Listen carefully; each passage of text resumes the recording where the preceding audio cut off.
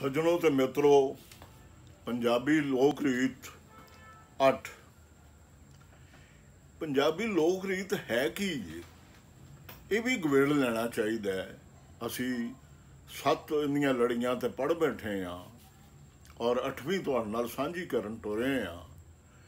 पंजाबी लोक रीत है साडा ओ दरिया जड़ा साथों गुआचा पिया है। किवें गुआचा साथों? साडी बोली, रैतल, वसेब, ये सारा ये साडा ओ दरिया है जड़ा जिंदे नाल साडा सांगा त्रुटा होया है, सिर्फ इसलिए कि असी बोली अपनी बोलते तो है मां, लेकिन अपनी बोली ना पढ़ने ना लिखने ना किसे सिखाई है, ना सानू उनका आप नू कोई चज सलीका आया ते उनकी थां असी ओपरी बोली या ओपरियां बोलियां नाल जुड़े हुए हाँ। तो इस वास्ते असी 5 दरिया भी उतों उतों वेखने उन्हां नाल भी साडा वो रिश्ता नहीं रह गया जड़ा साडे जीवन का सदियां पुराना इन्हां दरियावां नाल, इन्हां दे कंढियां नाल, बेलियां नाल, ये सारे आल दुआले नाल है वो उले होया है। ते ये 6वां दरिया जिंदे विचों ये सारे सांगे मुड़ के बहाल हो सकते ने, वो है साडी लोक रीत।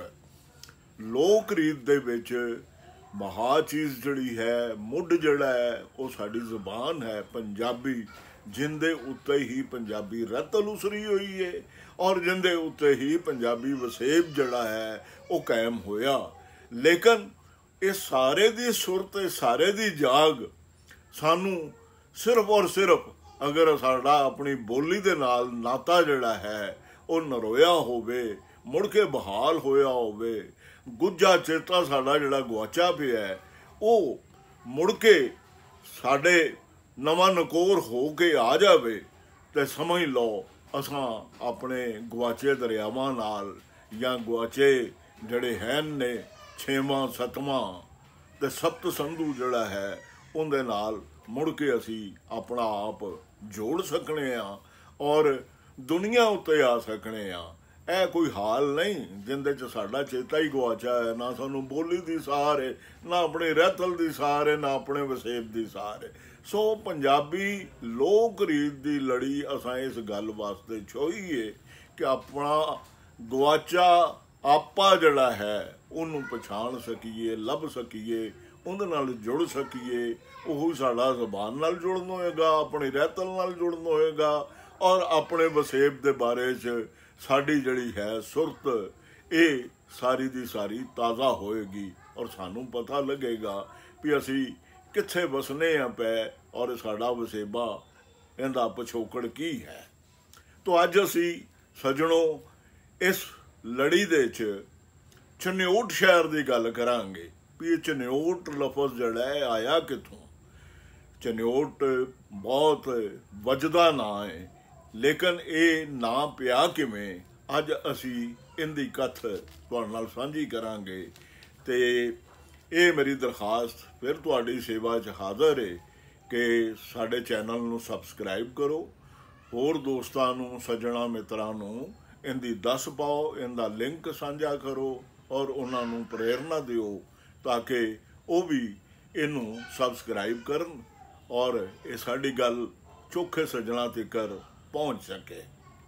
सो चन्योट लਹਿੰਦੇ पंजाब दे झंग जिले का ये प्रसिद्ध शहर, प्रसिद्ध हुंदा मशहूर तुम वाला, जो चनाह दे खब्बे कंढे तो 2 मीलों की विथ उत्ते एक पथरीली पहाड़ी दियां ढलानां उत्ते ये शहर बड़ा कदीम।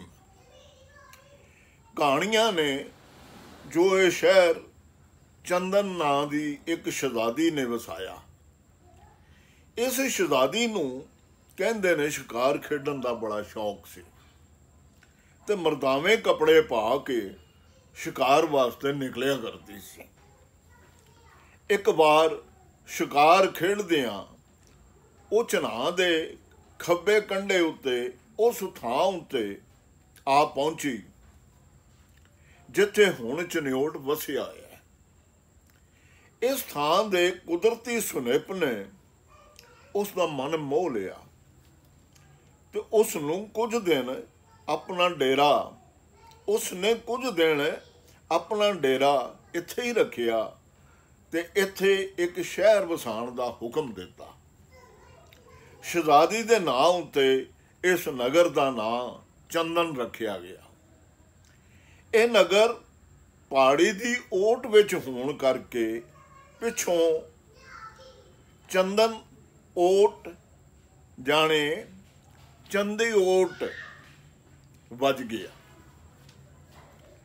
ਜੰਗ ਦੇ ਪੁਰਾਣੇ ਕਾਗਜ਼ਾਂ ਵਿੱਚ ਇਸ ਨਗਰ ਦਾ ਇਹੋ ਨਾਂ ਲੱਭਦਾ ਹੈ, ਚੰਦੀਓਟ। ਮਗਰੋਂ ਇਹ ਨਾਂ ਵਿਗੜ ਕੇ ਚਨਿਓਟ ਬਣ ਗਿਆ। ਚਨਿਓਟ ਲੱਕੜੀ ਦੀ ਮੀਨਾਕਾਰੀ, ਪਚੀਕਾਰੀ ਤੇ ਰਾਜਗੀਰੀ ਜਾਣੇ ਪੱਥਰਾਂ ਦੀ ਚਿਣਾਈ ਲਈ ਬੜਾ ਜਾਣਿਆ ਮੰਨਿਆ ਜਾਂਦਾ ਹੈ।